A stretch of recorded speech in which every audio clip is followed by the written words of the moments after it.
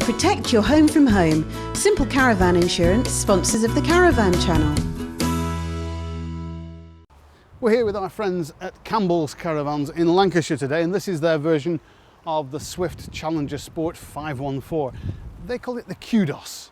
Come on, let's have a look round and I'll show you what I mean. Now, what I don't mean is to be insulting when I use that word average. I just mean that this caravan sits neatly in the middle of the range of all the caravans that are readily available in the UK today. Now, there are 11 different layouts in the Swift Challenger Sport range, but in this one, the 514 will tick the boxes of most average caravanners the most. Outside, it's got sharp modern looks, topped off by that Swift speciality, the panoramic skyline window. Note also this usefully wide nose locker door. The shape of the whole front is, says Swift, more aerodynamic than that of their rivals, and that saves you fuel when you tow.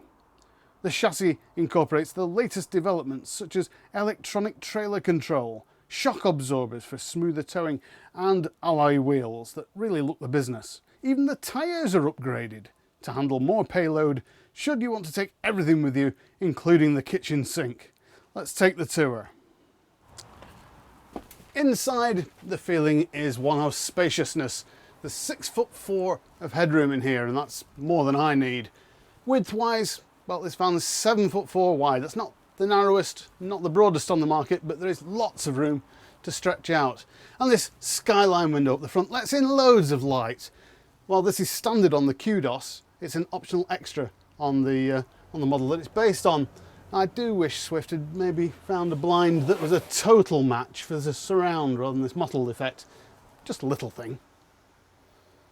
I'm less convinced by this front chest arrangement though. Swift call this plastic arrangement a front shelf pod, and it looks to me like it's come off, I don't know, the dashboard of a motorhome. And it'd be quite handy there, but in a stationary caravan, I reckon it's a little bit chunky and a little bit plasticky. These main sockets here are a little bit ugly as well, although handily placed if you want to plug in, I don't know, a telly or a table lamp, or maybe a mobile phone charger. The big selling point of this van is back here, and it's this, the fixed permanent double bed. You know, people just love the idea of permanent double beds in caravans, and I can understand why. You know, I've spent enough time huffing and puffing, moving cushions around, making up double beds out of the front seating area in caravans over the years. With this, well, it's just so easy. Mind you, you do have to give up quite a bit of space to be able to flop into bed at the drop of an eyelid, and in a caravan like this, that space comes in the washroom. This is becoming a bit of a personal bugbear of mine in caravans, the way that washrooms are compromised. It's just a grim cupboard with a shower and a lavatory crammed inside, and the wash basin that should be in there booted out back into the bedroom itself. It's just so unimaginative. Back here in the middle of the van, and the galley area is much better designed. It's got everything you could reasonably want in a mobile kitchen, except maybe for a big freezer, although there's quite a sizable ice box in the fridge.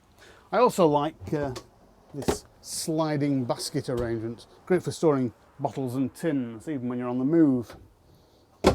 There's an oven. There's a separate grill. And there's a dual fuel hob. Oh look, and there's that sink I mentioned earlier. What a beauty. There's a microwave and something that you don't get in the ordinary Challenger Sport but is standard in the Kudos, this Omnivent extractor in the roof. What a great addition.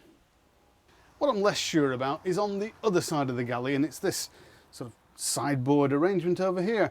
What are you supposed to do with these open shelves? Are you really supposed to carefully unpack things when you arrive on site and then carefully pack them back away again before you hitch up and leave the campsite? And I know I wouldn't.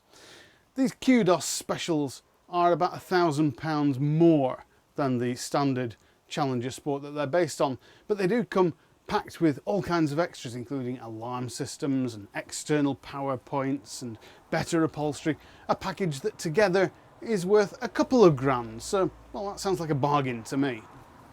So whether it's a Swift Challenger Sport or a Swift Kudos, these caravans aren't really at the very cutting edge of technology or style, but hey, they're not far off.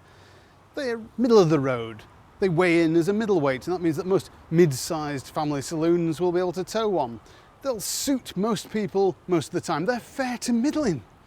And you know, that's not as easy to do as it sounds. So kudos for Swift for making such a stunningly average caravan.